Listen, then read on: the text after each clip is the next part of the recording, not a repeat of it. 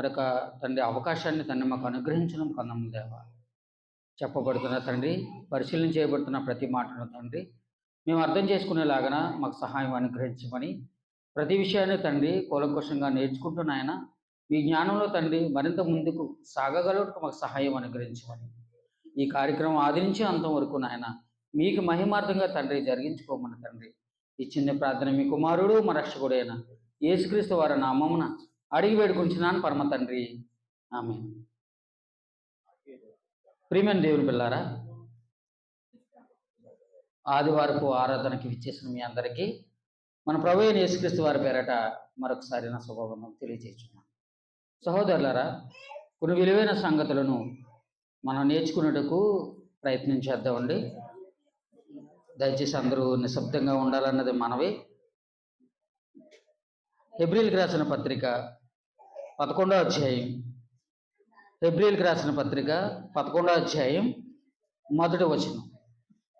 హెబ్రీయులకు రాసిన పత్రిక అపోస్తలుడైన పౌలు హెబ్రీయులకు రాసిన పత్రిక 11వ అధ్యాయం మొదటి వచనం. విశ్వాసం అనేది నిరీక్షింపబడి వాటి యొక్క నిజ స్వరూపమును అదృశ్యమైనవి ఉన్నవి అనుటకు రుజువునై ఉన్నది అంటున్నాడు. చూడండి కాబట్టి విశ్వాసం అనేది ఎలాంటిదంట? నిరీక్షింపబడి వాటి యొక్క నిజ స్వరూపం. అంటే మనం దేనికోసం అయితే నిరీక్షిస్తున్నామో దాని యొక్క నిజ స్వరూపం అంట. అది ఎలాంటిదంటే, ఇంకా మనం ముందుకు వెళ్తే ఏమైనా మాట్లాడుతున్నాడంటే, అదృశ్యమైనవి ఉన్నవి అనుటకు రుజువునై ఉన్నది అన్నాడు. చూడండి, అదృశ్యమైనవి అంటే మన కంటికి కనిపించినవి, మనం ఈ దేహంతో చూడలేనివి, మనుషులకి ఇతర మనుషులకు చూపించలేనివి, వీటిని అదృశ్యమైనవి అని మాట్లాడతాం. ఈ అదృశ్యమైనవి ఉన్నవ అనుటకు రుజువై ఉన్నదట. అంటే ఈ అదృశ్యమైన కంటికి కనిపించిన వాటిని ఉన్నాయని నమ్మాలి. అదే విశ్వాసం అంటే. ఇవన్నీ మాకెందుకు చెప్తున్నారండి? ఇవన్నీ ఈ విషయాలనే మాకు తెలుసండి. విశ్వాసం కోసం చాలా పాఠాలు వినేసామండి ఆల్రెడీ. ఇది చిన్న చిన్న పాఠాలండి. వీటి కోసం ఎందుకు మాట్లాడుతున్నారని మీరు అనుకోవచ్చు. విశ్వాసం విషయంలో మనం నిజంగా విశ్వాసం గురించి మనకు తెలుసు. విశ్వాసం గురించి అనేక మాటలు తెలుసుకున్నాం. విశ్వాసం గురించి అనేక పాఠాలు నేర్చుకున్నాం. విశ్వాసం కోసం చెప్పమంటే కొన్ని మాటలు ఏదో చెప్పగలం. కానీ మరింత లోతుకు వెళ్ళి కొన్ని మాటలు కానీ కొన్ని విషయాలు కానీ ఆ యొక్క విశ్వాసం ఆ లోతైన సంగతిని మనం తెలుసుకోవాలంటే దేవుని జ్ఞానం మనకు మరింత అవసరం అండి. ఈ పాఠం విన్న తరగా మీ అందరికీ అర్థమవుతుంది. ప్రియులరా, అదృశ్యమైన ఉన్నవన్నట్టుకు విశ్వాసం అనేది నిజస్వరూపం. ఈ 11వ అధ్యాయం అంతా, హెబ్రీయులకు రాసిన పత్రిక 11వ అధ్యాయం అంతా కూడా విశ్వాసుల కోసమే రాయబడిన అని ఒక పుస్తకం లాంటిదండి. విశ్వాసం కోసమే రాశాడండి అపోస్తలుడైన పౌలు. ఈ యొక్క విశ్వాసం చూసి మనం నేర్చుకోవలసిన విషయాలు అనేకాలు ఉన్నాయి. ఆ విశ్వాసం చూసి మనం ఆదరణ పొందవలసిన అనేకమైన సంగతులు ఉన్నాయి. ఆ విశ్వాసం చూసి మనం నేర్చుకోవలసిన అనేకమైన పాఠాలు ఉన్నాయి, ఎన్నెన్నో ఉన్నాయి. ఇవన్నీ కూడా మన యొక్క నిజ జీవితంలో మనం అన్వయించుకుంటేనే, దాని ప్రకారం మనం నడవగలిగితేనే మనం దేవుని ఎదుట నిజమైన విశ్వాసులుగా కనబడతాం. లేదంటే దేవుని ముందు మన విశ్వాసులుగా కనబడం. మనం ఎలాంటి విశ్వాసమో మనకు అర్థమవుతుంది. పాఠం వెళ్ళేంత కొరకు మన యొక్క విశ్వాసం ఎలాంటిదో మనకు అర్థమవుతుంది. ప్రియులారా, చూద్దాం మంచి మాట. ఇదే 11వ అధ్యాయంలో 30వ వచనం చదవండి. 30వ వచనం. విశ్వాసమును బట్టి 7 దినముల వరకు ప్రదక్షిణము చేయబడిన తరువాత ఎరుకో గోడలు కూలెను. ఇదే ఈరోజు మన పాఠం అండి. ఎరుకో గోడలు ఎలా కూలాయి మీకు అర్థమవుతుందా? ఎలా కూలైన ఇక్కడ బైబిల్లో చెప్పబడుతుంది. విశ్వాసమును బట్టి 7 దినములు ఎరుకో గోడల చుట్టూ ప్రదక్షిణము చేయబడిన తర్వాత ఎరుకో గోడలు ఏమయ్యంట? కూలిపోయాయంట. ఏమండి? విశ్వాసాన్ని బట్టి తిరిగారట. సరే, మనం అనుకుందాం. వినడానికి బాగున్నా ప్రాక్టికల్గా ఆలోచించినప్పుడు చాలా వింతగా ఉంటుంది కదండి. ఎందుకు వింతగా ఉంటుంది అంటున్నానంటే, ఇప్పుడు వారు విశ్వాసాన్ని బట్టి ఎరుకో గోడల చుట్టూ తిరిగారు. తిరిగిన తర్వాత ఎరుకో గోడలు ఏమయ్యాయి? కూలిపోయాయి. ఇప్పుడు ఇదే హౌస్ ఉంది, గంగాధర గారి ఇల్లు ఉంది. ఈ ఇంటి చుట్టూ నేను 7 సార్లు కాదు 700 సార్లు తిరుగుతాను. మీకు అర్థమవుతుందన్న ప్రశ్న? 7 సార్లు కాదు 700 సార్లు తిరుగుతాను. ఈ గోడలు కూలిపోతాయా? చెప్పాలి మీరు అందరూ. ఈ గోడలు కూలిపోతాయా? కూలవు. కూలవని మీరు చెప్పేస్తున్నారు. ఏ కారణం బట్టి చెప్తున్నారు కూలవని? ఎలా చెప్పగలుగుతున్నారు? కట్టిన విధానాన్ని బట్టి, ఈ బిల్డింగ్ స్ట్రాంగ్ని బట్టి, వాడిన సిమెంట్ని బట్టి, అందులో వేసిన ఐరన్ బట్టి, ఆ యొక్క పనితనాన్ని బట్టి, దీని యొక్క స్ట్రాంగ్ని బట్టి నేను ఒక్కనే ఈ బిల్డింగ్ అంతా 700 సార్లు కదా 7000 సార్లు తిరిగినా బిల్డింగ్ ఏమవుతుంది? నా కాళ్ళు ఇరిగిపోయి నా కాళ్ళు అరిగిపోవాలి తప్ప బిల్డింగ్ పడిపోద్దా? పడదు. కానీ ఇక్కడ ఏం చెప్తున్నాడు మరి? విశ్వాసాన్ని బట్టి మరి ఎరుకో గోడల చుట్టూ తిరిగినంత మాత్రాన ఏమైపోయాయి? గోడలు పడిపోయాయి కదా. మరి అది ఎలా సాధ్యమైంది? అందులో ఉన్న కారణం ఏంటి? అసలు ఈ సంగతి ఎక్కడ జరుగుతుంది? ముందు అక్కడికి వెళ్దాం, తర్వాత మరింత ముందుకు వెళ్ళగలుగుతాం. యెహోషువ గ్రంథం, పాత నిబంధనలో రాయబడిన ఒకానొక గ్రంథం యెహోషువ గ్రంథం 6వ అధ్యాయం. యెహోషువ గ్రంథం 6వ అధ్యాయం మొదటి వచనం. యెహోషువ గ్రంథం 6వ అధ్యాయం మొదటి వచనం. ఆ కాలమున ఇశ్రాయేలు భయము చేత ఎవడును వెలుపలికి పోకుండాను లోపలికి రాకుండాను ఎరుకో పట్టణపు ద్వారము గట్టిగా మూసివేయబడును. అప్పుడు యెహోవా యెహోషువతో ఇట్లను, చూడుము, నేను ఎరుకోను దాని రాజును పరాక్రమము గల సూర్యులను నీ చేతికి అప్పగించుచున్నాను అన్నాడు. చూడండి ఏమండి, ఈ ఎరుకో పట్టణంలో ఉన్న కానానీయులు ఎవరైతే ఉన్నారో ఈ కానానీయులు అందరికీ కూడా ఒక భయం పడేస్తుంది. ఏంటో భయం? ఇశ్రాయేలీయులని ఒక జనాంగం యొక్క భయం పట్టుకుందండి వారికి. ఎందుకు వారి యొక్క భయం పట్టుకుంది? అప్పటికే మోషే వారిని 40 సంవత్సరాలు అరణ్యం గుండా నడిపించాడు. మోషే తర్వాత మరొకరు ఎవరు నాయకత్వం తీసుకున్నారు? అప్పుడు యెహోషువ తీసుకున్నాడు. అదే యెహోషువ గ్రంథం అంటే యెహోషువ కోసమే ఇందులో ఎక్కువగా రాయబడుతూ ఉంటుంది. ఆయన నడిపించిన విధానం ఇందులో రాయబడుతూ ఉంటుంది. అందుకే యెహోషువ గ్రంథం అన్నారు దాన్ని. ఈ యెహోషువ ఈ బాధ్యతను తీసుకుని, తన యొక్క లీడర్షిప్ని తీసుకుని ఏమండి ఏం చేస్తున్నాడో తెలుసా? ఈ యొక్క సైన్యాన్ని, ఈ యొక్క ఇశ్రాయేల్ జనాంగాన్ని అందరినీ నడిపిస్తున్నాడు. నడిపిస్తూ దేవుడు చెప్పిన విధంగా ఇశ్రాయేలీయులు ఏ ప్రాంతం మీదకి వెళ్ళాలి, ఏ ప్రదేశాల్లోకి వెళ్ళాలి, ఎవరి మీద దండెత్తాలి, ఎవరిని వారు ఓడించాలి, ప్రతి విషయాన్ని దేవుని చేత మరి వారు ఆజ్ఞలు పొందుకుంటూ ముందుకు సాగిపోతున్నారు. ఇలా సాగిపోతున్న సమయంలో ఆల్రెడీ జరిగిన కొన్ని విషయాలు ఉంటాయి కదండి, జరిగిన కొన్ని సంగతులు ఉంటాయి కదండి. ఈ సంగతులు ఆల్రెడీ ఆ ఎరుకో పట్టణంలో ఉన్న ఆ కానానీయులకు తెలిసింది. అమ్మో, ఇశ్రాయేలీయులు అంట వస్తున్నారంట, ఇప్పటికే కొన్ని రాజ్యాలన్నిటిని వారు కూల్చుకుని వారిని జయిస్తూ వస్తున్నారంట. ఏ దేశం పడితే, ఏ రాజ్యం పడితే ఆ రాజ్యాన్ని వారు దోచుకుంటున్నారంట, వారు వారి యొక్క స్వాధీనంలోకి తీసుకుంటారని చెప్పేసి వారు భయం కలిగి పట్టణం లోపలికి వెళ్ళిపోయి ఏం చేశారంట? పట్టణం లోపలికి ఎవడో రావడం లేదు, వెళ్ళడానికి వీలు లేకుండా ఏం చేశారంట? తలుపులను, గడియలను గట్టిగా బిగించారంట. ఎందుకంటే ఆ గోడలను కూడా మరింత ఎత్తుగా చేసుకుని గట్టిగా బలంగా కట్టేసుకున్నారు. బలమైన ఎత్తైన గోడలుగా కట్టేసుకున్నారు. అప్పుడు దేవుడు అంటున్నాడు, దేవుడు ఏమని చెప్తున్నాడు తెలుసా? యెహోషువ ఏమన్నాడు?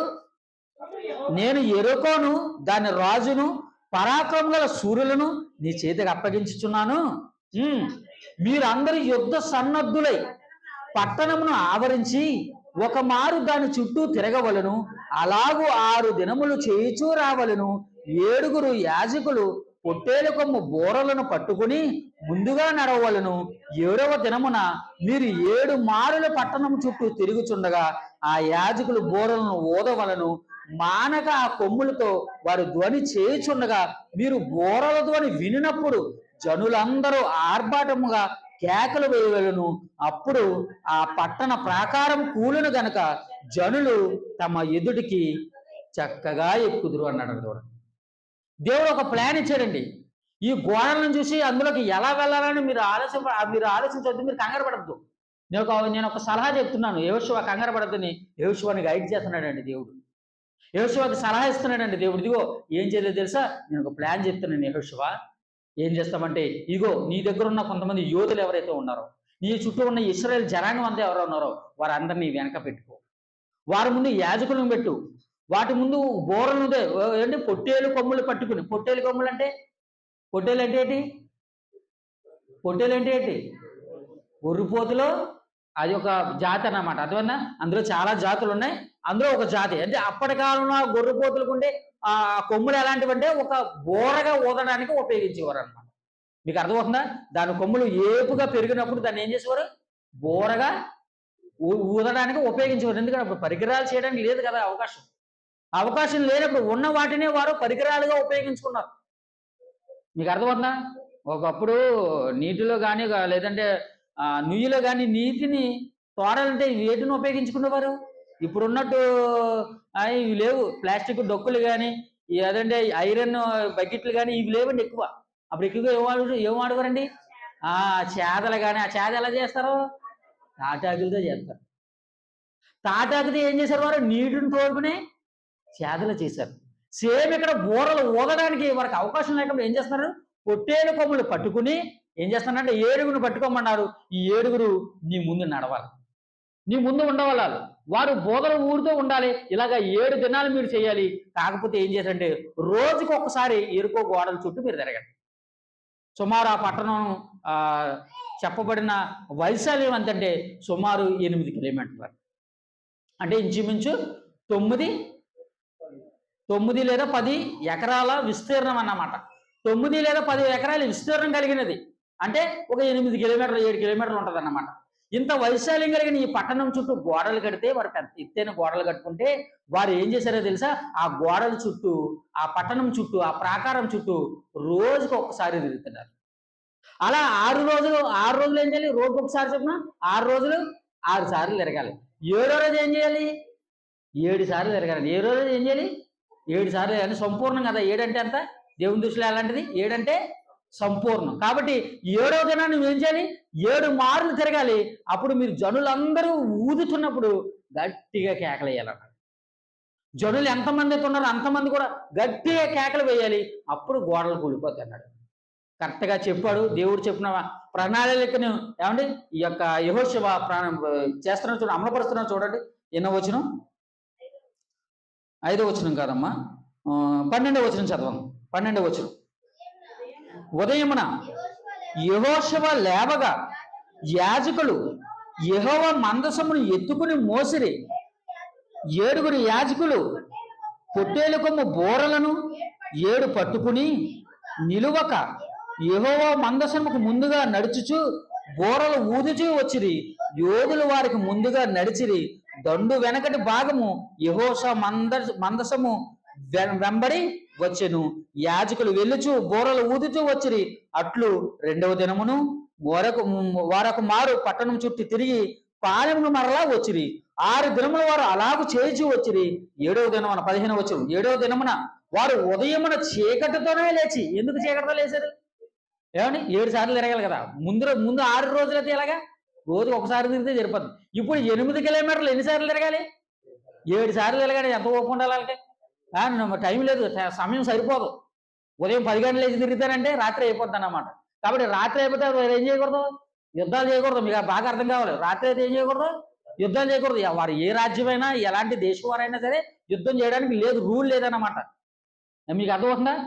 అందుకును వీరు ఏం చేయాలి? ఉదయాన్నే తెల్లవారుజామే లేచిపోయి ఇప్పుడు ఏం చేస్తున్నారు? చీకటితోనే లేచి 7 మారులు ఆ ప్రకారంగానే పట్టణం చుట్టూ తిరిగిరి. ఆ దినమున మాత్రమే వాడు 7 మార్లు పట్టణం చుట్టూ తిరిగిరి. 7వ మారు యాజకులు బోరలు ఊదగా యెహోషువ జనులకు ఇలాగూ ఆజ్ఞ ఇచ్చెను. కేకలు వేయండి, యెహోవా ఈ పట్టణం మీకు అప్పగించుచున్నాడు. ఈ పట్టణము దీనిలోనున్నది యావత్తును యెహోవా వలన శపింపబడును. రాహాబని వేశ్య మనము పంపిన దూతలను దాచిపెట్టను గనక ఆమెయు ఆమె ఇంటిలో ఉన్న వారందరూ మాత్రమే బ్రతికెదును అని చెప్తున్నాడు. చూడండి, వారికి అర్థమైపోతుంది సీను. ఇదిగో నేను చెప్పే మాట ప్రకారం మీరు బోరలు ఊదండి, మీరు కేకలు వేయండి. ఎందుకంటే దేవుడు ఈ పట్టణాన్ని మనకు అప్పగించబోతున్నాడు. ఇదిగో మీరు అప్పగించబడిన అందులో ఉన్న ప్రతి దానిని మీరు చంపేయండి, అందులో ఉన్న ప్రతి దానిని మీరు దోచుకోండి. కానీ రాహాబ్ అనే వేశ్యను మాత్రం మీరు వారిని వారి కుటుంబాన్ని మీరు ఏం చేయకూడదు, అసలు ముట్టుకోవడానికి వీల్లేదు. వారిని సంరక్షించండి, వారిని రక్షించండి. ఎందుకంటే వారు వేగులు వారికి సహాయం చేశారు కనుక. అప్పుడు ఏం జరిగింది? 20వ వచనం చూడండి. 20వ వచనం. యాజకులు బోరలు ఊదగా ప్రజలు కేకలు వేసిరి. ఆ బోరల ధ్వని వినినప్పుడు ప్రజలు ఆర్భాటంలో కేకలు వేయగా ప్రాకారము కూలెను, ప్రజలందరూ తమ ఎదుటికి చక్కగా ప్రాకారం ఎక్కి పట్టణమును పట్టుకునిరి. మీకు అర్థమవుతుందా? దేవుడు చెప్పిన విధంగా ఏం చేశారు? 6 రోజులు తిరిగారు, 7వ దినాన 7 సార్లు తిరిగారు, పెద్దగా కేకలు వేశారు, మొత్తం మీద ఎరుకో గోడలు కూలిపోయాయి. ఇప్పుడు ప్రశ్న ఏంటి? ప్రశ్న, చుట్టూ తిరిగారు కదా, 6 రోజులు తిరిగినప్పుడు ఎందుకు పడలేదు గోడలు? 7వ రోజులు తిరిగినప్పుడు ఎందుకు పడ్డాయి? ఎందుకు పడ్డాయి? ఎవరైనా ఏమైనా చెప్పగలరా? 7 సార్లు తిరిగారు కాబట్టి పడ్డదంటారా? దేవుని యందు దేవుని ఏ విషయంలో విశ్వాసం ఉంచేవారు వాళ్ళు? దేవుడు ఏం చెప్పాడంటే, వెరీ గుడ్, బాగా చెప్పారు. దేవుడు ఏం చెప్పాడంటే, మీరు 7 దినాలు తిరగాలి, 6 రోజులు మాత్రం ఒక్కసారే తిరగాలి, 7వ దినాన్నే 7 సార్లు తిరగారు. వారు తోచ తప్పకుండా దేవుడి మీద విశ్వాసం ఉండి ఎలా తిరిగారే లేదండి? ఎవడన్నా ఒక్కడైనా తప్పిపోయాడా? ఒక్కరు తప్పిపోలేదండి. కానీ సమాజానికి ఈ విషయం చెబితే, ఈ యొక్క సందర్భం అర్థం ఏమండి మనం వివరిస్తే చాలామంది హేళన చేస్తున్నారండి. చాలామంది ఇందులో ఉన్న ఈ సైన్స్ యొక్క సంబంధమైన ఆ సైంటిఫిక్ ఎవిడెన్స్ వారికి తెలియక ఏమండి చాలామంది అవహేళనగా మాట్లాడతారు. ఏంటంటే మరీ విడ్డూరంగా మాట్లాడతారు. నేను అలాంటి పెద్ద పెద్ద ఎత్తైన గోడలు చుట్టూ 7 సార్లు తిరిగితే కూలిపోవటం ఏంటండి బాబు, బైబిల్ అంతా తప్పండి అని మాట్లాడతారు. ఓరు పిచ్చోళ్ళారా, మీకు అర్థం కాని విషయం ఏంటంటే, మీకు సైన్స్లో కొన్ని విషయాలు తెలియాలి. మీరు సైన్స్ స్టూడెంట్ అయితే కొన్ని విషయాలు మీకు అర్థమవుతాయి. మీకు అర్థమవుతుందా? ప్రియమైన దేవుని పిల్లరా, సైన్స్ దీనికోసం ఏం చెప్తుందో ముందు కొన్ని విషయాలు మనం మాట్లాడుకుందాం. పిల్లరా, 1850 సంవత్సరంలో 1850 సంవత్సరంలో ఏప్రిల్ 18వ తారీఖున ఏమండి ఈ యొక్క వేలాడే ఈ యొక్క ఏంటంటారు బ్రిడ్జిలు ఉంటాయి చూడండి. ఈ యొక్క ఏంటంటారు పాశ్చాత్య దేశాలలో, విదేశాలలో ఉంటాయి చూడండి. అమెరికాలో కానీ, ఆఫ్రికాలో కానీ, లండన్లో కానీ ఏమండి ఆ వైర్లు కిందకి వేలబడుతూ ఉంటుంది. బ్రిడ్జి మాత్రం అటు ఇటు ఉంటుంది. వైర్లతో ఏముంటుంది? వైర్లతో కనెక్ట్ అయి ఉంటుంది బ్రిడ్జి. మన దేశంలో కూడా ఎక్కడ ఉందో నాకు సరిగ్గా తెలియదు, కానీ ఉంది. మీకు అర్థమవుతుందా? ప్రతి ఏరియాలో ఎలా ఉంటుంది ఆ బ్రిడ్జి? ఎలా ఉంటుంది అంటే ఆ యొక్క వైర్లతో సంబంధమైన ఫ్రాన్స్లో ఉంటుంది అనుకుంటాను బ్రిడ్జి, నాకు తెలిసి. ఇవి ఈ యొక్క బ్రిటన్లో కానీ, ఈ యొక్క ప్రదేశాల్లో కానీ అనేక ప్రదేశాల్లో ఉంటాయండి బ్రిడ్జి. ఎలాంటిదంటే వైర్లతో ఏలబడి ఉంటుంది ఆ బ్రిడ్జ్ అంతా. కింద స్తంభాలు ఏమి ఉండవండి. మీకు అర్థమవుతుందా? స్తంభాలు ఏమీ ఉండవు, పైన వేలాడుతూ ఉంటుంది. ఆ యొక్క కేబుల్ వైర్లతో అది కనెక్ట్ అయి ఉంటుందండి. కోల్కతాలో ఎక్కడో ఉంటుంది బ్రిడ్జి. మీకు అర్థమవుతుందా? ఇలాంటి బ్రిడ్జి మీద ఈ 1850 సంవత్సరంలో ఏప్రిల్ 18వ తారీఖున ఈ యొక్క ఫ్రాన్స్ సంబంధించిన ఎవరైతే సోల్జర్స్ ఎవరైతే ఉన్నారో, ఈ యొక్క నేవీలో కానీ లేదంటే ఈ యొక్క ఆర్మీలో కానీ పనిచేసే సోల్జర్స్ ఎవరైతే ఉన్నారో, ఈ సోల్జర్స్ అందరూ కూడా మార్చ్ 1 అంటారు చూసారా? మార్చ్ 1 అంటే ఏంటి? లెఫ్ట్ రైట్ అని నడుస్తారు చూసారా? ఆర్మీ వాళ్ళు నడుస్తారండి. నడుస్తూ ఆ మార్చ్ 1 చేస్తూ ఉంటుంటారా? మనకి ఆగస్టు 15 కూడా చేస్తుంటారు కదా, వస్తుంది కదా మనకి ఏపీఎస్బీలో కానీ లేదంటే మిగిలిన ఢిల్లీలో కానీ. ఈ యొక్క కార్యక్రమాలు జరుగుతున్నప్పుడు వారు ప్రజలందరికీ తెలియాలని ఈ కార్యక్రమాలన్నీ మన కళ్ళ ముందు చేస్తూ చూపిస్తూ ఉంటుంటారు. ఇలాగ ఈ బ్రిడ్జి మీద ఈ యొక్క కార్యక్రమం జరిగిస్తున్నప్పుడు, ఈ యొక్క కార్యక్రమం చేస్తున్నప్పుడు ఏమైందంటో తెలుసా? ఏమండి ఈ బ్రిడ్జి కూలిపోయిందండి. సుమారు 478 మంది ఫ్రెంచ్కి సంబంధించిన సోల్జర్స్ ఎవరైతే ఉన్నారో, ఈ సోల్జర్స్ అందరూ కూడా ఆ బ్రిడ్జి మీద మార్చ్ 1 చేస్తున్నప్పుడు, ఆ బ్రిడ్జి ఆ మార్చ్ 1 చేస్తుండగా ఏమండి వారు చేసిన దానికి, ఆ యొక్క సౌండ్కి, ఆ శబ్దానికి అది తట్టుకోలేక ఆ బ్రిడ్జి కూలిపోయిందండి. ఆ బ్రిడ్జి కూలిపోగానే అందులో ఇంచుమించు సుమారు 278 మంది చనిపోయారు. ఎంతమంది చనిపోయారు? 278 మంది చనిపోయారు.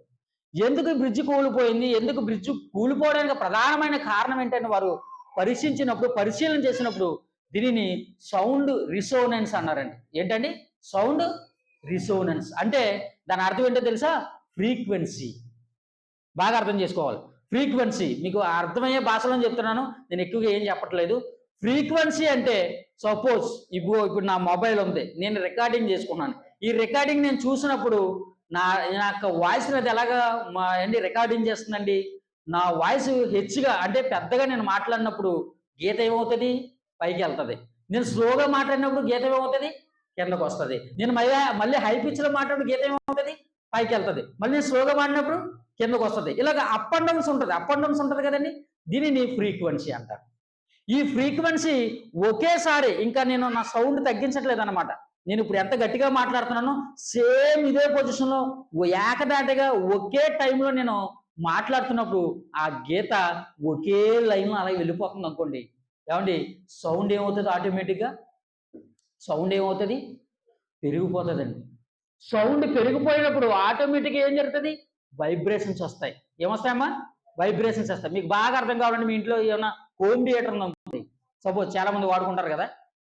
మంచిగా బేస్ ఉన్న సాంగ్స్ ఏదైనా పెట్టుకుని మీరు ఫుల్ మూడ్లో ఫుల్ సౌండ్ పెట్టారు అనుకోండి, ఇంటి చుట్టూ చక్కగా అద్దాలు ఉన్నాయి, చక్కగా చిన్న చిన్న వస్తువులు ఉన్నాయి, ఏదైనా ఒక టేబుల్ మీద మీరు ఏదైనా పెట్టుకున్నారు, ఫుల్ సౌండ్ పెట్టేసి మీరు బయటకు వచ్చేసి, ఎందుకంటే మీరు అక్కడ ఉంటే మీరు చచ్చిపోతారు. మీ కర్ణ పేర్లు ఏమైపోతాయి? చెవులు అంటే ఏమొచ్చేస్తుంది? మీకు రక్తం వచ్చేస్తుంది. ఎందుకంటే మీ సౌండ్ని తట్టుకోలేదు మీ చెవులు. మీ చెవులు మీకు అర్థమవుతుందా? అది మీరు తట్టుకోలేక ఏమవుతుందంట? ఇబ్బంది అయిపోతారు. ఈ సౌండ్ ఎక్కువగా అయిపోయినప్పుడు ఈ వస్తువులు ఏవైతే ఉన్నాయో ఇవన్నీ ఏమైతే వైబ్రేషన్ వచ్చి ఏమైపోతాయి? కదిలిపోతాయి. ఇంకా సౌండ్ ఎక్కువైపోయినవి ఏమవుతుంది? గాజుకి సంబంధించిన వస్తువులు కానీ లేదంటే సాలిడ్గా ఉన్న ఈ యొక్క పరిస్థితులు ఏవైతే ఉన్నాయో, ఈ యొక్క పదార్థాలు ఏవైతే ఉన్నాయో ఇవన్నీ ఏమవుతాయమ్మా? పగిలిపోతాయి అన్నమాట, నాశనం అయిపోతాయి అన్నమాట, నీరు గారిపోతాయి అన్నమాట. ప్రియమైన దేవుని పిల్లారా, సేమ్ అదే జరిగిందండి ఆ బ్రిడ్జిలో. ఆ బ్రిడ్జి కూలిపోవడానికి ప్రధానమైన కారణం అదేనండి. మీకు ఇంకా బాగా అర్థం కావాలంటే డీజే సౌండ్లు వచ్చాయి కదా. ఇప్పుడు డీజే సౌండ్లు వచ్చాయి. డీజే సౌండ్ గారు కాసేపు నుంచోండి, మీరు చూద్దాం. ఆడు ఫుల్ సౌండ్ ఎట్టేసినప్పుడు మీరు ఉండని చెప్తాను. ఎవరన్నా ఉంటారండి? హార్ట్ అటాక్ కూడా చచ్చిపోతారు. ఎందుకు? మీ గుండె ఏం తట్టుకోలేకపోతుంది? సౌండ్ని, ఆ ఫ్రీక్వెన్సీని తట్టుకోలేకపోతుంది. అప్పుడప్పుడు చూడండి, అక్కడ మ్యూజిక్ అక్కడ ప్లే అవుతుంటది, ఆ బాక్సులు పొలో మనం గుద్దేస్తూ ఉంటుంటే మన గుండె ఏమవుతుంది? అదిరిపోతుంటది.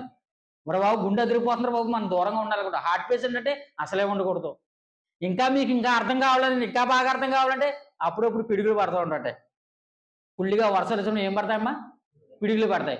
పిడుగులు పడినప్పుడు ఎక్కడో దూరంగా పొలాల్లో పడితే పెద్ద ఇబ్బంది ఏమి ఉండదు.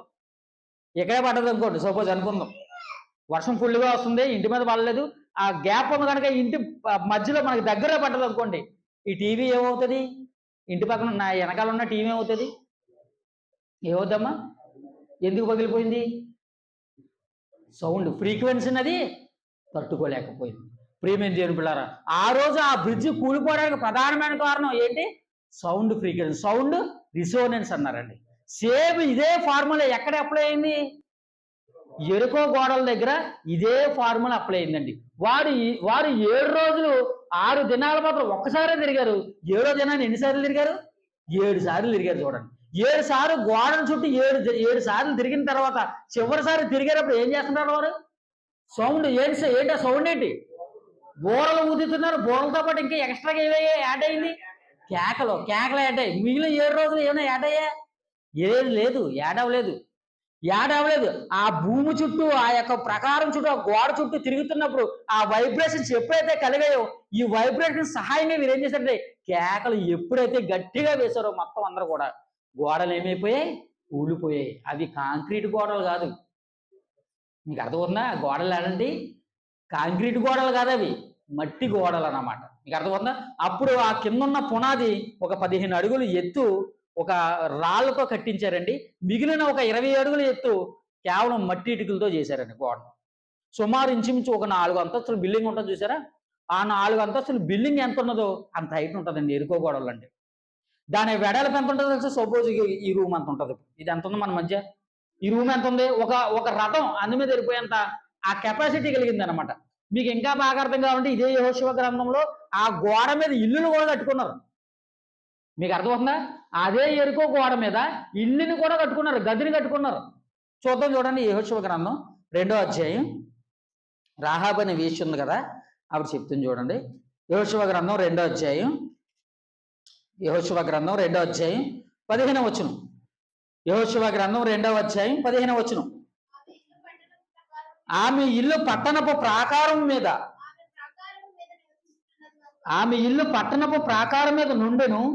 ఆమె ప్రాకారం మీద నివసించినది గనుక త్రాడు వేసి కిటికీ ద్వారా వారిని దింపెను అన్నాడు. ఎవరిని దింపింది? వేగుల వారిని. ఇశ్రాయేలు తరపున వచ్చిన వేగుల వారు ఎవరైతే ఉన్నారో ఈ వేగుల వారు దేని నుంచి వచ్చేసారంటే కిందకి దిగారట. ఆ యొక్క స్త్రీ ఎవరైతే ఉన్నారో రాహాబు అనే వేశ్య ఇల్లు ఏదైతే ఉన్నదో ఆ ఇల్లు ఎక్కడ ఉన్నది? ఎరుకో గోడల మీద కట్టబడింది. ఆ ఇంటి కిటికీ నుంచి వారిని దింపింది. అందుకే సులువుగా వారు బయట పడ్డారు. లేదంటే మెయిన్ డోర్ నుంచి వెళ్ళాలంటే సాధ్యకరం అండి, అవ్వదు. అలాగని పోనీ ఆవిడ రక్షించాలంటే ఈ గోడల నుంచి అవతలగా తాడేసి వారిని పంపించాలంటే ఎంత కష్టం. తెలిస్తే తెలియదు. ఆ చుట్టూరు ఎవరు ఉంటారు? సైనికులు ఉంటారు కదా, కాపలాదారులు ఉంటారు కదా. కాబట్టి వారు రావడానికి ప్రధానమైన కారణం అంటే ఆమె ఇల్లు ఆ పట్టణపు గోడ మీద ఉండడం వల్ల వారు దిగడానికి మంచిగా అవకాశం దొరికింది. ప్రియమైన దేవుని పిల్లరా, ఇలాంటి బలమైన గోడలను విశ్వాసం ద్వారా వారు కూల్చేశారు. ఎందుకు వారు అంత విశ్వాసం కలిగించుకున్నారు? దేవుని మీద నమ్మకం అండి. దేవుని మీద ఆనుకోవడం అంటారు దాన్నే. విశ్వాసం అంటే ఏంటో తెలుసు. దాని అర్థం ఉన్నవి మన కంటికి కనిపించనివి జరుగుతాయని నమ్మాలి, మన కంటికి కనిపించినవి ఉన్నాయని నమ్మాలి, మనకు కంటికి కనిపించిన పరిస్థితులు మనం జరిగిస్తామని నమ్మాలి. మీకు అర్థమవుతుందా? ప్రతిదీ దేవుని మీద ఆధారపడి, దేవుని శక్తి మీద మనం ఆధారపడి మన విశ్వాసాన్ని మనం బలపరుచుకోవాలి. మీకు అర్థమవుతుందా? ఇలాంటి విశ్వాసం మనం కలిగి ఉంటే ప్రపంచంలో దేనినైనా మనం సాధించగలమండి. అందుకే చూడండి, అప్పుడప్పుడు ఎవరన్నా సన్నగిలిపోతున్నారు అనుకోండి, మోటివేషనల్ వీడియోస్ ఎవరైతే చేస్తున్నారు, మోటివేషనల్ స్పీకర్స్ ఉంటారు కొంతమంది, వారందరూ కూడా ఆత్మవిశ్వాసం మీలో నింపడానికి ఏం చెప్తారండి? మీరు పడిపోయినా, మీరు చనిపోయే స్టేజ్లో ఉన్నా, మీ యొక్క పరిస్థితులు తారుమారైపోయినా మీ విశ్వాసాన్ని నింపే మాటలనే చెప్తారు. దేని ద్వారా? వారి యొక్క వాక్చాతుర్యం ద్వారా. ప్రియమైన దేవుని పిల్లారా, మన విశ్వాసం ఎవరి మీద ఆనుకుని ఉండాలి? దేవుని మీద ఆనుకున్నాలి. వీరి యొక్క విశ్వాసం దేవుని మీద ఆనుకుని ఉన్నది కనుకే ఆ రోజు ఇశ్రాయేలీయులు యెరికో గోడలను కూల్చారండి. చూసారా దీంట్లో ఎంత సైన్స్ ఉందో చూసారా? దేవుడు రాయించిన మాట ఏది కూడా ఏమండి వ్యర్థంగా పోదండి. దేవుడు చెప్పాడంటే అందులో ఏదో ఒక కారణం ఉంటుంది. తెలుసుకోవడం మందే లేట్ అన్నమాట. ఏ గోడలు ఎందుకు కూలిపోయాయంటే అందులో సైన్స్ అనే ఒక ఏదో భాగం అందులో దాగి ఉంది.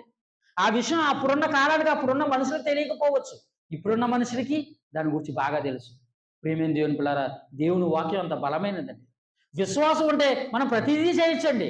ఇంకా అర్థమవుతుందా? విశ్వాసం కలిగినందుకే కదండి శిష్యులు ఏం చేశారు? రోగులను స్వస్థపరిచారండి. యేసుక్రీస్తును వెంబడించిన శిష్యులు 12 మంది శిష్యులు ఏం చేశారు? రోగులను స్వస్థపరిచారు, దెయ్యాలను వెళ్ళగొట్టారు. మీకు అర్థమవుతుందా? ఎవరైతే చాంద్ర రోగులు ఉన్నారో, కుష్ఠ రోగులు ఉన్నారో వారు అందరం చేశారు. సువార్త ప్రకటన జరిగించారు. దేనివల్ల? విశ్వాసం. ఎవరి మీద విశ్వాసం? క్రీస్తుని విశ్వాసించారు. ఆ క్రీస్తుని నమ్ముకున్న పరలోకమందున దేవుని యందు విశ్వాసం కలిగి ఉన్నారు. ఆ విశ్వాసాన్ని బట్టి వారు అనేక కార్యక్రమాలు జరిగించడానికి వారికి ఆ శక్తి వచ్చిందండి. ఊరకనే యేసుక్రీస్తు వారు వెంటనే ఇవ్వలేదండి వారిని యేసుక్రీస్తు వారు శిష్యులను వెంబడించిన వెంటనే మీరు రండి నన్ను వెంబడించండి అని యేసుక్రీస్తు వారు చెప్పిన వెంటనే వారు యేసుక్రీస్తు వారిని వెంబడించిన వెంటనే వారికి అధికారాలు ఇవ్వలేదండి. ఎందుకంటే వారు కొంతకాలం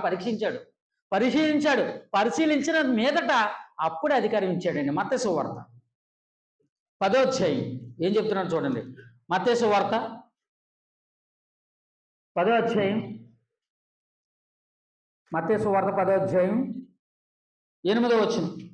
మత్తయి సువార్త 10వ అధ్యాయం 8వ వచనం. రోగులను స్వస్థపరచుడి, చనిపోయిన వారిని లేపుడి, కుష్ఠరోగులను శుద్ధముగా చేయడి, దెయ్యములను వెలగొట్టిడి, ఉచితముగా పొందితిరి, ఉచితముగా ఇయ్యండి. మీకు అర్థమవుతుందా? దేవుడు ఏం చెప్తున్నాడండి? మీరు ఉచితంగా పొందుకున్నారు, ఉచితంగా ఇవ్వండి. మీ విశ్వాసాన్ని బట్టి నేను మీకు కొన్ని అధికారాలు ఇస్తాను. ఎందుకంటే మీకు విశ్వాసం లేకపోతే ఈ కార్యక్రమాలు చేయగలరా? చేయలేరండి. అంతే.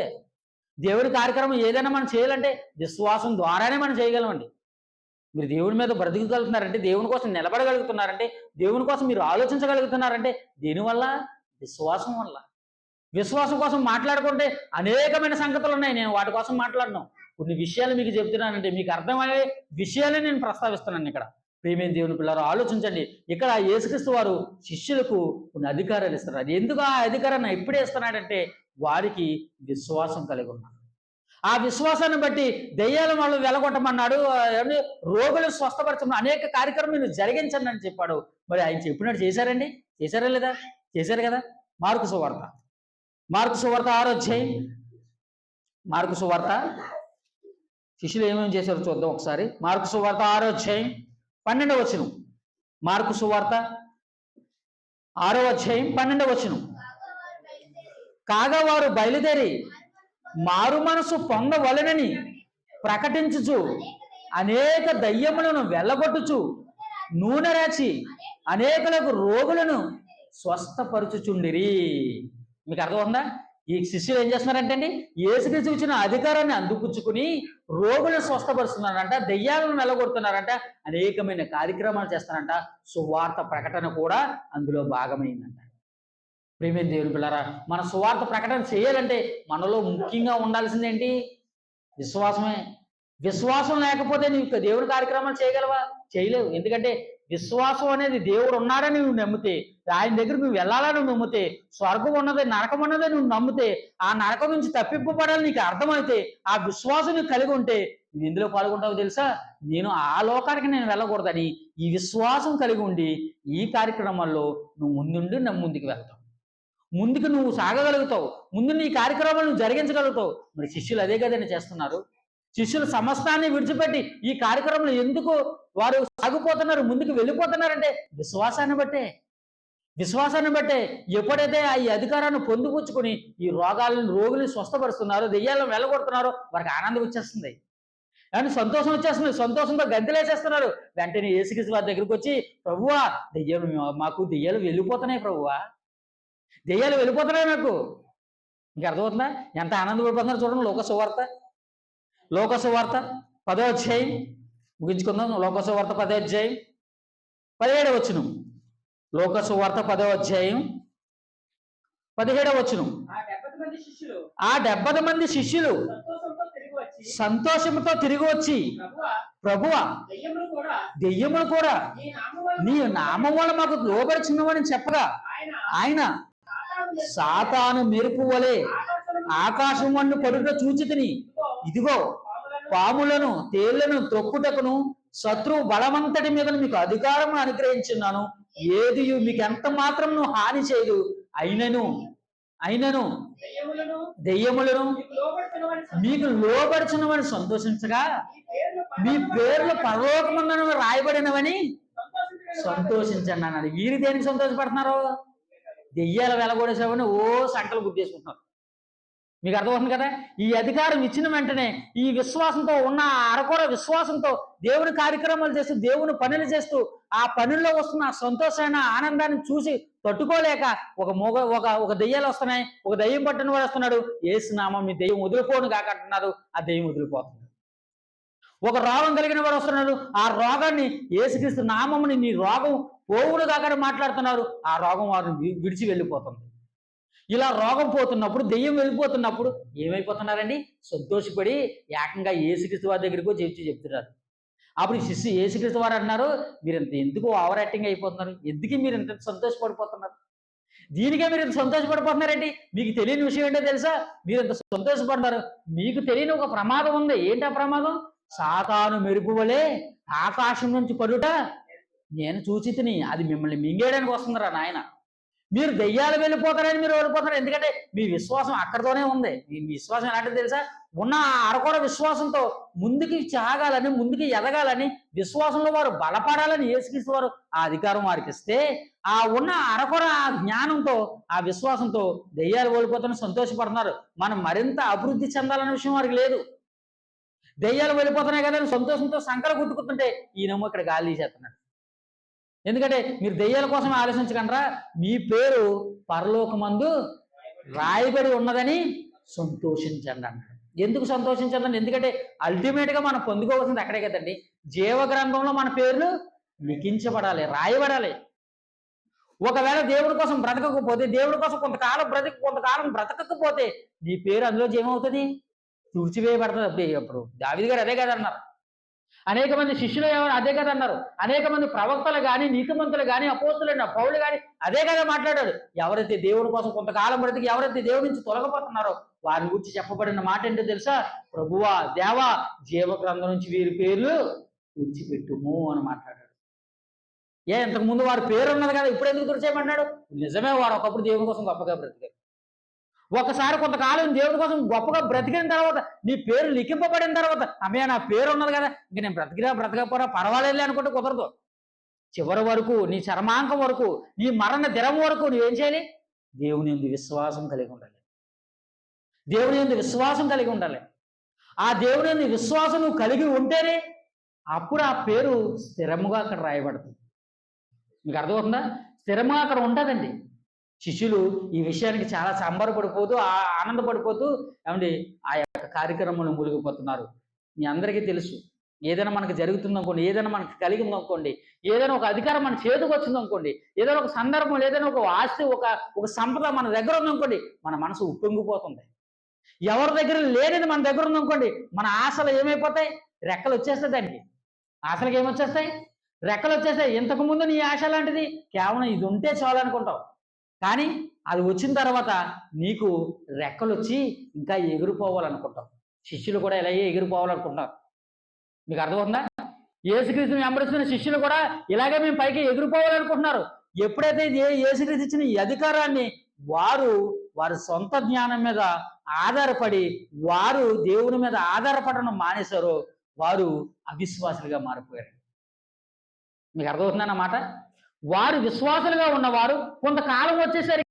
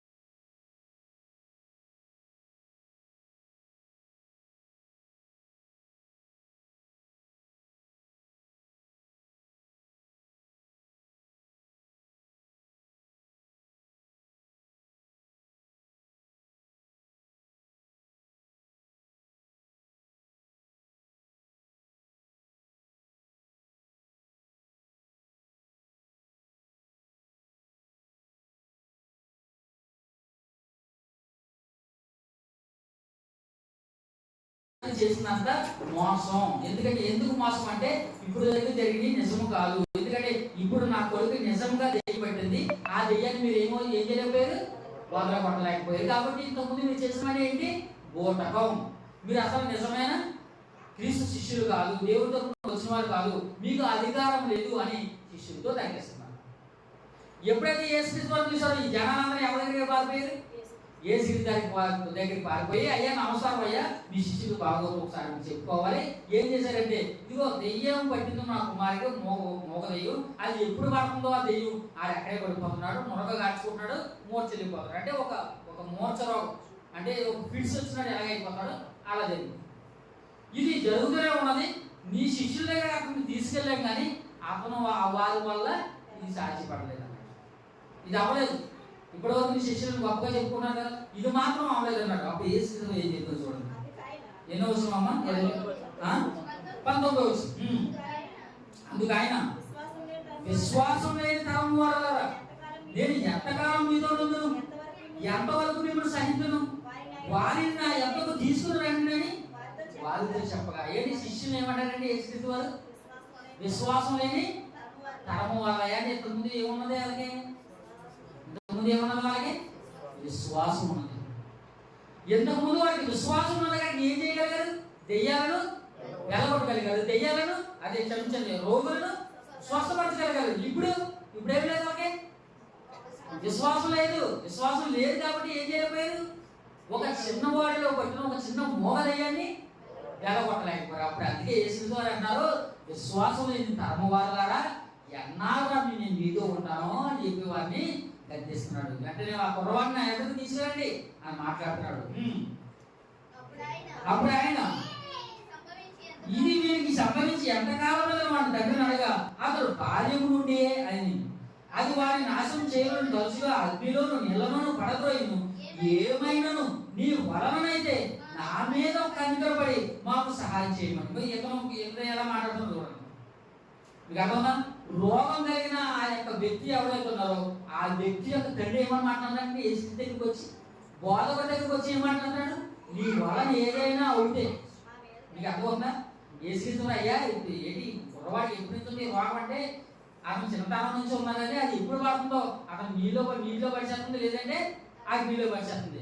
కనీసం నా ఎందుకు కనికరపడి నీ వలన ఏదైనా అయితే వాళ్ళు సహాయం చేయి. ఎవరినైతే నీ మాట యేసు ద్వారా అడగడానికి అంత ధైర్యం ఎలా వచ్చింది అతనికి? ఎవరి వల్ల వచ్చింది? శిష్యుల వల్ల. ఎందుకంటే శిష్యుల వల్ల ఏమైనా అయిందా? అవ్వలేదు. శిష్యుల మీద అవ్వలేదు కాబట్టి ఇప్పుడు ఎవరి మీద డౌట్ వచ్చేసిన అతనికి? యేసు మీద డౌట్ వచ్చేసి అయ్యా నీ వలన ఏదైనా వచ్చేసాయి. మీకు అర్థమవుతుందా? అప్పుడప్పుడు అలా ఉంటారు చూడండి. మన కళ్ళ ముందు కూడా ఎవరన్నా వాక్యం చెప్పేవారు కానీ లేదంటే మిగిలిన సందర్భాలు కూడా ఎవరి వల్లనే కాదనుకోండి, ఇతని వల్ల ఆడి వల్లనే అవుతుందా అవుదా డౌట్ వస్తుంది. ఇంకా వస్తుంది సాధారణ కదండి. ఇలాంటి సేమ్ అంటే ఇతనికి వచ్చింది. అప్పుడు యేసు ద్వారా ఏమంటారు చూడండి. 23వ వచనం. అందుకు యేసు నమ్ముట నీ వలనైతే నమ్మువారి సమస్తము సాధ్యమే అని ఆయనతో చెప్పాను. వెంటనే ఆ చిన్నవాని తండ్రి నమ్ముచున్నాను, నాకు అపనమ్మకం ఉండకుండా సహాయం చేయమని దగ్గరగా చెప్పాడు. ఇప్పటికీ ఇతరులకు కూడా ఒక సందేహం వచ్చేసింది. బాబు ఇతను ఏదో చెప్తున్నాడు, నమ్ముటి నీ వలనైతే సమస్తం సాధ్యం అన్నాడు. ఒకవేళ నాకు నమ్మకం లేకపోతే నా కుమారుడు ఏమవుతాడు? దెయ్యం వదలదు, ఈ మోదయం ఇక్కడతో వదలదు. కాబట్టి ప్రభువా నన్ను క్షమించన్నట్టుగా మాట్లాడి నాకు అపనమ్మకం ఉండకుండా నీవే సహాయం చేయన్నాడు. మనిషి 2 మాటగా ఇవ్వండి అంతే. అంతే జుట్టు అందకపోతే కాళ్ళు ఏమి ఇక్కడ అదే చెప్తున్నాడు. ఇంతకుముందు జుట్టు అందుకున్నప్పుడు ఏం చేశాడు? నీ వల్ల ఏమవునో అది చెయ్యి లేకలేదు అన్నాడు. ఇప్పుడు నీ వల్ల నమ్మగా కంపల్సరీగా చేస్తానన్నప్పుడు కాన్ఫిడెంట్గా చేసి చెప్పేసరికి ఏమంటాడు? అయ్యా నాకు అపనమ్మకం లేకుండా నీవే సహాయం చేయన్నాడు. రైట్. అలా జరుగుతున్నప్పుడు ఏం జరుగుతుందండి? 20 జనుల గుంపు కూడా తన పరిగెత్తుకుని వచ్చి యేసు చూసి మోగలైన చెవిటి దయ్యమా వారిని వదిలిపోము, ఇక వారిలో ప్రవేశింపవద్దని నీకు ఆజ్ఞాపించుతున్నానని చెప్పి ఆ అపవిత్రాత్మను గద్దించను. అప్పుడు అది కేక వేసి వారిని ఎంతో విలవిలలాడించి వదిలిపోయిను. అంతటా వారు చచ్చిన వారి వలె ఉండరు కనుక అనేక వారు చనిపోయినది. ఇక్కడ మరొక బాధ వచ్చింది చూడండి. మీకు అర్థమవుతుందా? ఒకదాని తర్వాత రాసం చూడండి. శిష్యులు చేసి చిన్న పొరపాటుకి ఏం జరుగుతుంది? యేసుక్రీస్తు దగ్గర మొత్తం అన్ని ప్రాబ్లమ్స్ ఏంటి? ముందు మా ఆయన నమ్మలేదు, తర్వాత మొత్తం మీద ఏదో నమ్మారు. పోనీలో బాగుపడతాడన్న టైంకి జనులంతా ఏం చేశారు? ఇప్పుడు శిష్యులు వాళ్ళు అవ్వలేదు కదా, ఈ గురువు గారు వచ్చారట, ఆయన ఏదో చేద్దాం పరిగెట్టండి అన్నారు. మొత్తం అందరూ పరిగెట్టుకుని వచ్చేసారు. ఇప్పుడు యేసుక్రీస్తు గారు ఏం చేశారు? చెవులు పోయిన మోదయమా ఇతను వదిలిపోయి వెళ్ళిపోయి ఎప్పుడు రాకన్నాడు. ఎప్పుడు రావద్దన్నప్పుడు అమ్మయ్యకున్నది అది విలవలు ఆడించేసింది, దెయ్యం వదిలిపోయింది. ఇప్పుడు విలవలు ఆడిపోయినాక మరి మూర్చపోయినాడు ఏమన్నా పిలిచి వచ్చినాడు ఏమైపోతాడో కాసేపు కొళ్ళు తెస్తాడా? ఎవడో లెగరా బాబు లెగుతాడా? వాడు స్పృహ రావాలి, వాడు తేలుకోవాలి, వాడు కొంచెం సమయం ఇవ్వాలి. కానీ పిలిచి కొంచెం పడిపోయినా నోట్లో నొలగొచ్చినా నోటు కూర్చేసినంత మాత్రం నువ్వు చేతుల్లో తాళ ముందు పెట్టేసినంత మాత్రం కానీ ఆ కుష్ట ఆ వ్యక్తి లేచిపోతాడా? లెగడండి. ఆ వ్యక్తి లేచిపోడండి. ప్రియమైన దేవుడు ఇక్కడ అదే జరుగుతుంది. ఆ వారిని విలబలలో ఆడించి పడిపోయిన తర్వాత వాళ్ళు ఏమనుకున్నారంటే అనేక మంది జనులు, కొంతమంది జనులు ఏమని మాట్లాడుకున్నారంట, వాళ్ళని విలవిలాని ఎప్పుడైతే పడిపోయిందంటో ఇతను చనిపోయాడు అనుకుంది. అదే చెప్పాడు చూడండి 26వ వచనం. అప్పుడు అది కేక వేసి వాడిని ఎంతో విలవిలాడించి వదిలిపోయాను. అంతటా వాడు చచ్చిన వారి వలే ఉండను కనుక అనేకులు వాడు చనిపోయినది. ఏమని మీకు అర్థమవుతుందా? ఓ బాబు శిష్యులతోనే బెస్ట్లా ఉన్నారు బాబు, శిష్యులే ఏసుతో పోయి గొప్ప ఉన్నారు బాబు, వారు వాళ్ళ అవదని వారు తప్పుకున్నారు, ఇతనేంటి చంపేసే ఇతన్ని. మీకు అర్థమవుతుందా? ఇతను బాగు చేస్తారనుకుంటే ఇతను చంపేయాడేంటి, దెయ్యాన్ని మొదలు కొడతాడంటే వ్యక్తినే చంపేసాడేంటి. అనేకులు ఏమనుకుంటారంట వాడు చనిపోయాడు అనుకునేది.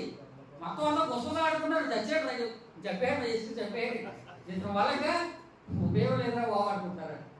అప్పుడు యేసుక్రీస్తు అన్నారంట, అతను చేయబట్టుకుని లేవనెత్తగా వారు నిలవబడినప్పుడు వచ్చిన నా జనాలందరికీ అప్పుడు ఏమొచ్చింది? నమ్మకం వచ్చింది. ప్రియమైన దేవులారా, వారికి అప్పటి వరకు లేదేంటి? విశ్వాసం. ఎప్పుడు వారికి విశ్వాసం కలిగింది? ఎప్పుడైతే ఆ వ్యక్తి బ్రతికి బట్టగట్టి నిలబడ్డాడో, అమ్మాయి బ్రతికాడో బాబు నిజంగా అద్భుతం జరిగింది అనుకున్నారు. శిష్యులు ఎందుకు ఆ కార్యాన్ని జరిగించలేకపోయారు? విశ్వాసం వల్లనే. విశ్వాసం లేకపోవడం వల్లే ఆ కార్యక్రమం జరిగించలేకపోయారు. ఇదే విషయాన్ని మరొక చోట కూడా చెప్తున్నాను, చూడండి, ముగించుకుందాం. మత్తయి సువార్త 17వ అధ్యాయం. మత్తయి సువార్త 17వ అధ్యాయం. మత్తయి సువార్త 17వ అధ్యాయం. మత్తయి సువార్త 17వ అధ్యాయం 19వ వచ్చింది. తరువాత శిష్యులు ఏకాంతంగా యేసునందుకు వచ్చి మేము ఎందుచేత దానిని వెళ్ళగొట్టలేకపోతామని అడిగి, అందుకైన మీ అల్ప విశ్వాసము చేతనే, మీకు ఆవగింజంత విశ్వాసం ఉన్న ఎడల ఈ కొండను చూచి ఇక్కడి నుండి అక్కడికి పొమ్మనగానే అది పోవును అని మాట్లాడుతున్నాం. చూడండి, మీకు అర్థమవుతుందా? ఏ సీజన్ ఏం చెప్తుంది చూడండి. ఇక్కడ ఇంతకుముందు మనం చదువుకున్న ఆ సందర్భాన్ని సేమ్ సందర్భం ఎక్కడ జరుగుతుంది కదా? మత్తయి సువార్తలో చెబుతున్నాను. ఇదే సందర్భంలో ఏం చెప్తున్నాడు? అక్కడ ఇంత కూలీగా చెప్పలేదు కానీ ఇక్కడ ఏం చెప్తున్నాడు చూసా? ప్రభువా మేము ఇంటి చేత దాన్ని వెళ్ళగొట్టలేకపోతామంటే ఈయన అంటున్నాడు మీ యొక్క అల్ప విశ్వాసం చేత. మీ అల్ప విశ్వాసం ఎవరో తెలుసా? ఎలాంటి విశ్వాసం ఉందో తెలుసా మీకు? కనీసం ఆవిడంత విశ్వాసం కూడా మీకు లేదు. కనీసం ఆవిడంత విశ్వాసం మీకు ఉంటే ఏమిపోదు? అదేం వెళ్ళిపోతాం లేదా? వెళ్ళిపోదు. కనీసం ఆవిడంత విశ్వాసం లేదు కాబట్టి అదేం వెళ్ళలేదు. అందుకే ఇక్కడ ఉపమానం చెప్తూ ఆవిడంత విశ్వాసం ఉండినే కదా ఈ కొండను చూసి అక్కడి నుంచి అక్కడికి వెళ్ళిపోమంటే కొండ ఏమవుతుంది? వెళ్ళిపోతున్నట్టు. అంటే విశ్వాసానికి అంత బలం ఉన్నదా? ఉన్నది పిల్లరా. అంత విశ్వాసం కలిగి మనం ఉండాలి. దేవుని ఎప్పుడు విశ్వాసం కలిగే మనం ఆలోచన కలిగి ఉండాలండి. మీకు అర్థమవుతుందా? విశ్వాసం లేకపోతే ఏది జరిగించలేమండి. మీకు ఇంకా బాగా అర్థం కావాలంటే ఒక మంచి సందర్భం చెప్తాను. అపోస్తులుడైన పౌలు అపోస్తుల కార్యంలో మంచి సందర్భం జరిగిస్తున్నాం చూడండి. అక్కడ నుంచి చేతికి తగిలిన గుడ్డలైన ఏమంటే వస్త్రాలైన నాకు మాట అయినా ఏం జరిగినా ఏమవుతుందంట? రోగులు స్వస్థపడుతున్నారంట, దెయ్యాలు వగబట్టబడతాయి, ఎన్ని జరుగుతున్నాయంట. మరి ఎన్నింటిని చూసి ఏది పులిని చూసి నక్క వాతలు పెట్టుకున్నట్టు ఏదో కొంతమంది వాతలు పెట్టుకుంటారు. అపోస్తుల కార్యములు 19వ అధ్యాయం. అపోస్తుల కార్యములు 19వ అధ్యాయం తొందరగా. అపోస్తుల కార్యములు 19వ అధ్యాయం 13వ వచనం. అపోస్తుల కార్యములు 13వ అధ్యాయం 19వ అధ్యాయం 13వ వచనం.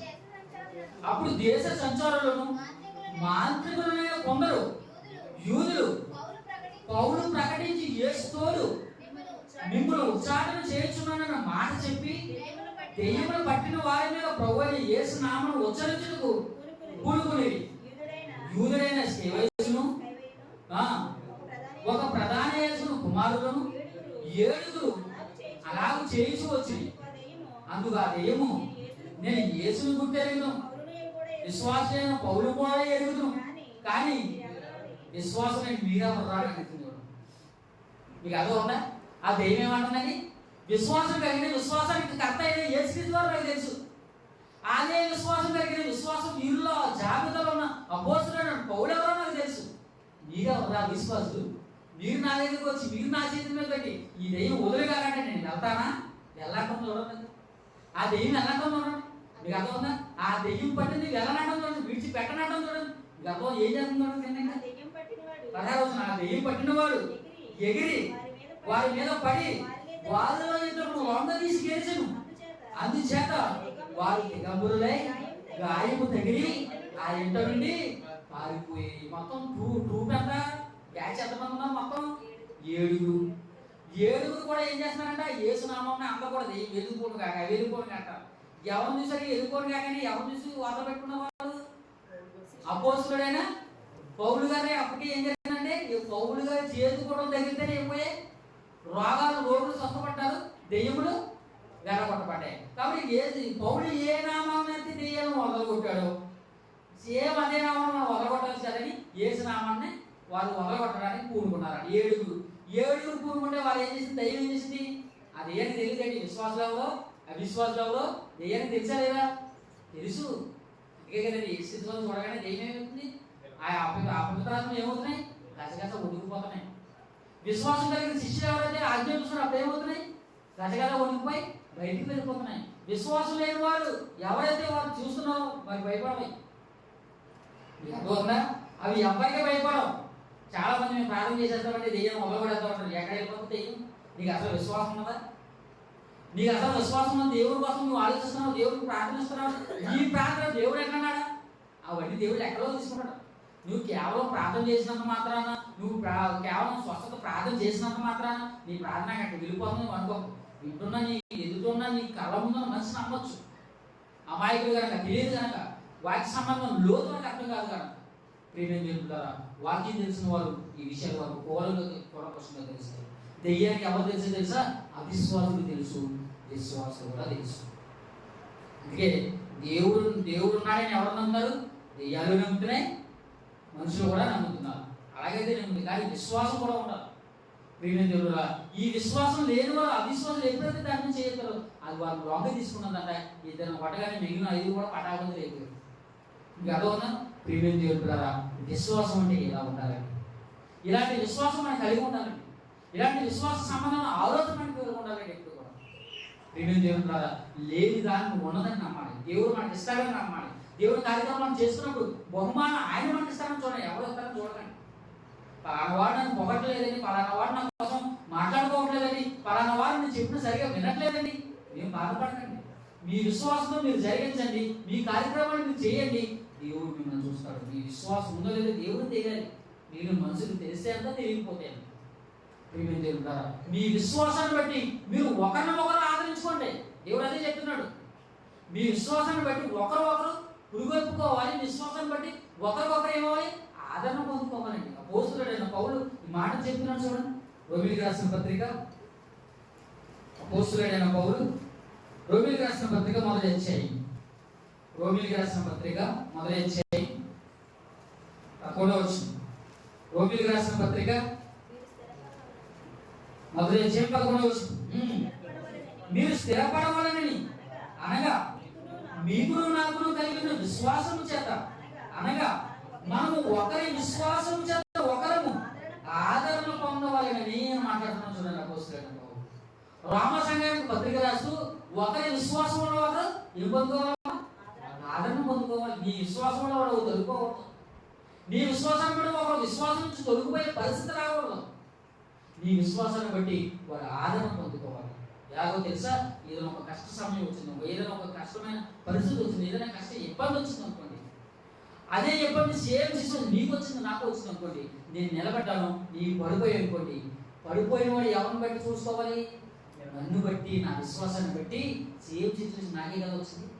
నా ఇంట్లో ఒకటి చనిపోయాడు కదా, నా ఆస్తులు పోయాయి కదా, నాకు భయంకరమైన రోగం వచ్చింది కదా, నాకు పిల్లలు లేదు కదా, నాకు ఉద్యోగం లేదు కదా, నాకు ధనం లేదు కదా, నాకు కుటుంబ శాంతి సంతోషం లేదు కదా, సమాజంలో నాకు గౌరవం లేదు కదా, ఎవరో నన్ను పట్టించుకోవట్లేదు కదా. ఇలాంటి కార్యక్రమంలో ఉన్నప్పుడు నేను ఎలా ఉన్నాను? దేవుడిని విడిచిపెట్టానా? దేవుడి కోసం బ్రతికానా? దేవుడి కోసం పనులు ఇంకా గొప్పగా ఉంటున్నా? దేవుడి కార్యక్రమాలు చేయడం ఇంకా పూనుకుంటున్నా? అయితే నా విశ్వాసాన్ని చూసి నువ్వు ఆదరణ పొందు. అలాంటి పరిస్థితి నీకు వచ్చినప్పుడు విశ్వాసం తొలగిపోయే పరిస్థితి ఉంటుంది, వస్తుంది, కాదనట్లేదు. ఎందుకంటే కష్టాలు, బాధలు జీవితంలో అందరికీ సమానమే. దేవుడు సుఖదుఖంలో ఇరువురికి పెట్టాడు. ఎందుకంటే ఆ రెండు ఎలాంటివి అంటే మన జీవితంలో ఒక బండికి ఒక 2 చక్రాలు లాంటివి ఉంటాయి. సుఖదుఖాలు మన జీవితానికి ఎలాంటివమ్మా? బండికి 2 చక్రాలు లాంటివి. ఇవి లేకుండా ఏదైనా నడుస్తుందండి? ఏదైనా నడుస్తుందా? ఇంకా అర్థం కావాలంటే ఇప్పుడు గుండె ఉందండి, హార్ట్ కొట్టుకుంటుంది. మీరు ఎప్పుడైనా మోనిటర్లో చూసారా? మోనిటర్, ఆ మోనిటర్లో కొట్టుకున్న హార్ట్ సింబల్ ఎలా చెప్తుంది? ఇప్పుడు మనం చెప్తున్న ఫ్రీక్వెన్సీ సింబల్ ఎలా కొట్టుకుంటుందని? కింద పడుతుంది, పైకి ఎత్తుంది, కింద పడుతుంది, పైకి ఎత్తుంది, కింద పడుతుంది, పైకి ఎత్తుంది. ఇలా కిందకి పడి పైకి ఎత్తుంటే, కిందకి పడి పైకి ఎత్తుంటే దాని అర్థం ఏంటి? దాని అర్థం ఏంటి? ఆ యొక్క సింబల్ కనిపెడితే డాక్టర్ ఏం అర్థం చేసుకుంటాడు? ఈ వ్యక్తి బ్రతికే ఉన్నాడు, బ్రతికి ఉన్నాడు కదా. ఆ సింబల్ ఎప్పుడైతే ఆ మానిటర్లో కనబడుతుందో నువ్వు బ్రతుకున్నట్టు లెక్క, నువ్వు బ్రతుకున్నట్టు లెక్క. ఆ సింబల్ ఎలా పైకి కిందకే లేకుండా ఇలా సమానంగా ఉన్నాం కొద్ది, ఇలా సమానంగా ఉన్నాం, అసలు ఏమి లేదట, అప్పటి నుంచి ఏమి లేవు. దాని అర్థం ఏంటి? చచ్చిపోయేది. దేవుడు కూడా నీ జీవితంలో కష్ట సుఖాలు ఎందుకు అంటున్నాడు? నువ్వు పడాలి, పైకి లేగాలి, నువ్వు పడాలి, పైకి లేవాలి, నువ్వు పడాలి, పైకి లేవాలి. నువ్వు పడుతూ లేస్తున్నప్పుడు దాని అర్థం ఏంటో తెలుసా? దేవుడి ఉద్దేశంలో నువ్వు బ్రతుకున్నావు సహోదరుడా, నువ్వు బ్రతుకున్నావు సహోదరి. ఈ అప్పటి నుంచి నీ జీవితంలో ఎప్పుడైతే వస్తున్నాయో నువ్వు బ్రతుకున్నట్టు లెక్క దేవుడి ఉద్దేశంలో. నువ్వు బలంగా నిలబడే విశ్వాసం కలిగి, ఎప్పుడైతే నాకు కష్టాలు వద్దండి, నాకు బాధ వద్దండి, నాకు ఇంకేది ఇలాగే ఉండాలంటే దేవుడి దృష్టిలో అనుకోవడం తెలుసా? చచ్చిన వాడితో సమానం, చచ్చిన వాడితో సమానం. ప్రియమైన దేవుని ద్వారా మంచి ఆలోచన కలిగి దేవుడు అదే చెప్తున్నాడు. ఒకరి విశ్వాసం చదువు ఒకరు ఆగిపోతుంది. ఎవరైనా విశ్వాసం తొలగిపోతున్నారు అనుకోండి, తప్పుపోతున్నారు అనుకోండి, మీ విశ్వాసం వారి కళ్ళ ముందు మీరు చూపించగలగాలి.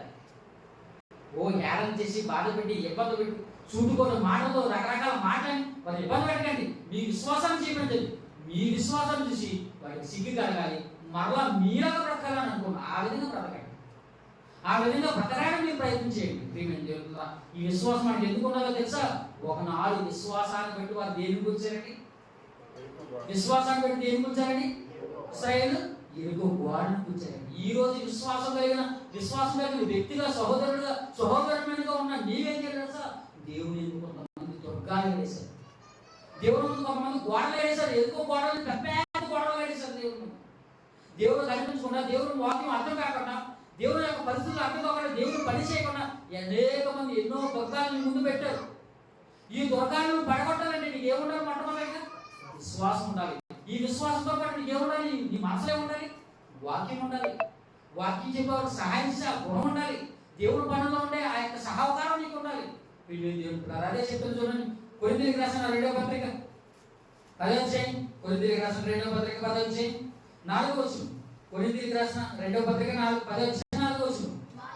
మా యుద్ధోపకరణములు శరీర సంబంధమైనవి కావు కానీ దేవుని ఎదుట దుర్గములను పడబోయేంత బలము కలిగి ఉన్నాయని. దేవుని ఎదుట అనేక మంది దుర్గములు కట్టేశారండి. ఆ దుర్గాలను పడగొట్టడం విశ్వాసంతో ఆ యొక్క పనులు చేయండి, ఆ కార్యక్రమాలను జరిగించండి. దేవునికి ఎలాంటి ఉపవాసం చేయదో తెలుసా? దేవుడికి ఎలాంటి సేవ చేయదో తెలుసా? దేవుడి పనులు అవసరమైతే మీకు ఆకలి దుబ్బులైనా ఎలా ఎప్పుడు కలిగి ఉన్నారో తెలుసా? ఈ దుర్గాన్ని పడగొట్టడానికి, ఇలాంటి దుర్గములను పడగొట్టడానికి అపోస్తులైన పౌలు 14 పత్రికలు రాయగలంటే అతని సేవ భావం ఏంటో తెలుసా? అతని సేవలో ఉన్న ఆ యొక్క నిజమైన ఉద్దేశం తెలుసా? అది ఆ యొక్క ఉద్దేశం ఏంటో తెలుసా? దేవుని ఎదుట ఉన్న దుర్గాన్ని పడగొట్టడం ఏంటి? యెషయా గ్రంథం చివరి మాటగా యెషయా గ్రంథం 58వ అధ్యాయం, యెషయా గ్రంథం 58వ అధ్యాయం, యెషయా గ్రంథం 58వ అధ్యాయం 6వ వచనం. యెషయా గ్రంథం 58వ అధ్యాయం 6వ వచనం. దుర్మార్గులు కట్టిన కట్లను విప్పుటయు, కాలిమాను మోపులు తీయుటయు, బాధింపబడిన వినిపించటయు, ప్రతి కాలిని వెలుగుబడియు, నేను ఏర్పరుచుకున్న ఉపవాసము గల ఈ ఆహారం ఆకగుణాలు పెట్టియు, ఈ రక్త సముద్రం మొక్కము తప్పింపుకుంటుయు, దిక్కుమాలిన బేదను ఇంట చేర్చుకున్నయు, వస్త్రం మీకు కనబడడానికి వస్త్రం నిచ్చియు, ఏ కదా నాకు ఇష్టమైన ఉపవాసం అన్నాడు. నిజంగా మీరు దేవుడికి ఒకవేళ ఉపవాసం చేస్తారనుకుంటే, ఒకవేళ ఉపవాసం ఎలా చేయాలి తెలుసా? ఇలాంటి ఉపవాసం చేయండి.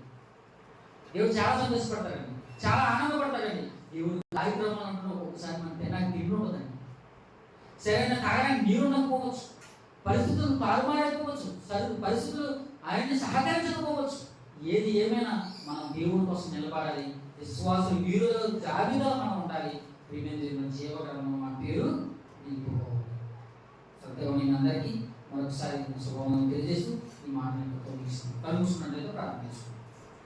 మహాలోకాలు కలిగించిన మా కన్న తండ్రి, దేవ, కొన్ని విలువైన సంగతులు ఉండండి మాకు వివరించడం పొందండి. విశ్వాసం ఉందండి, మేము ఏ స్థానంలో ఉన్నామో, ఏ పరిస్థితిలో ఉన్నాము తండ్రి, తెలియపరుచుకున్నాం తండ్రి. మా విశ్వాసం వల్ల తండ్రి ఇంటిలో మేము పొందుకోలేకపోతున్నాం తండ్రి. మీ ఎడల తండ్రి మీ విశ్వాసం కలిగి తండ్రి నమ్మిక ఉంచి తండ్రి చివరి వరకు తండ్రి మీకోసం నిలబడే భాగ్యమైన అవకాశం మాకు అనుగ్రహించమని ఇక్కడ ఇప్పుడు వచ్చిన ప్రతి ఒక్క బిడ్డను జ్ఞాపకం చేసుకుంటాం తండ్రి. ఎవరైతే తండ్రి ఇంకా విశ్వాసం జాబితాలో ఉండిపోతుంటారు తండ్రి వారికి తండ్రి మరొక అవకాశం ఇవ్వండి తండ్రి. మీ ఎందుకు తండ్రి చివరి వరకు మీ మీద ఆనుకుని తండ్రి మీ మీద తండ్రి ఆనుకుని ప్రతి భాగ్యాన్ని మాకు అనుగ్రహించమని తండ్రి. పరిస్థితులు తారుమారైన ఇలాంటి సిచ్యువేషన్ వచ్చిన తండ్రి ఎన్ని సందర్భాలైనా తండ్రి ఏది ఏమైనా మా ప్రాణమే పోయినా తండ్రి మీ వాక్యాన్ని తండ్రి బంధింపబడకుండా తండ్రి ప్రకటించగలుగుతూ సహాయం అనుగ్రహించాం తండ్రి. మా జీవం ఉన్నంత వరకు తండ్రి సంఘంలో తండ్రి మీ కార్యక్రమంలో పాల్గొనే భాగ్యం మాకు అనుగ్రహించడం తండ్రి. ఎక్కడ ఎలా మాట్లాడాలో ఎలాంటి పరిస్థితులు ఎలాంటి వాక్యం తండ్రి అందించడం తండ్రి. తండ్రి సహోదరుడు తండ్రి గంగాధర నాకు అలాగే మిగిలిన నా సహోదరుడు తండ్రి మంచి ఆలోచన కలిగించండి, మంచి సలహా ఇచ్చండి, మంచి కార్యక్రమం తండ్రి మేము చేయగలకు సహాయం అనుగ్రహించండి. ప్రపంచం ఇంకా తండ్రి మీ సేవను తండ్రి విస్తరింప చేస్తూ తండ్రి అనేక కార్యక్రమాలు ముందుకు సహాయం చేయండి. ఎంతో మంది నా సహోదరుడు తండ్రి సౌడి విషయంలో తండ్రి అలాగే కెమెరా విషయంలో తండ్రి ఎంతో మంది నాకు సహకారం చేస్తూ తండ్రి సంఘంలో తండ్రి ఈ యొక్క మాటను తండ్రి అనేక మందికి వినిపింప చేయడానికి తండ్రి ఎంతో కష్టపడుతున్నాను నాయన. వారిని వారి కుటుంబాన్ని మీరు తీర్చండి, సహాయం అనుగ్రహించండి తండ్రి. ఎవరైతే మీ పనుల్లో ఉంటున్నారో తండ్రి ఎవరైతే ఇబ్బందులు ఉన్నాయో కష్టాలు ఉన్నాయో బాధలు ఉన్నాయో తండ్రి అన్ని మీకు తెలిసినాయినా తండ్రి ప్రతి దానిని మీ చిత్తానుసారంగా జరిగించమని సహాయం అనుగ్రహించమని తండ్రి. నా సహోదరుడు తండ్రి సల్మాన్ రాజు మీరు ఒకసారి జ్ఞాపకం చేసుకోండి తండ్రి.